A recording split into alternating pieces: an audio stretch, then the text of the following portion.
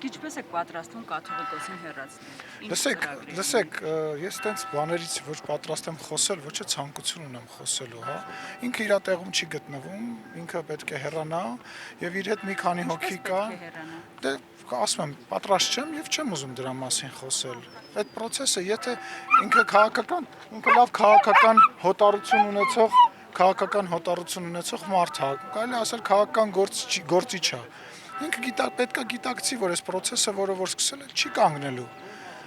Մարդ պետք է կույր լինի, որ չհասկանա, որ այս process-ը, որը որ այլևս սկսված է, չի դադարելու։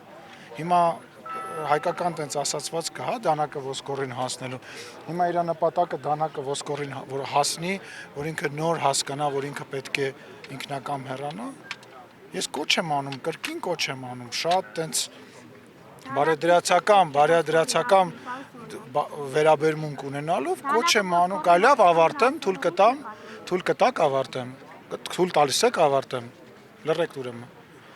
Թող ինքը գիտակցի, որ պետքա չբերի հասցնի այն պահին, որ արդեն ինքը ուղղակի այլընտրանք չունենա, քանի ինքը այլընտրանք ունի, կարող է ինքնուրույն այդ որոշումը կայացնել, ինքը պետք է այդ որոշումը կայացնի։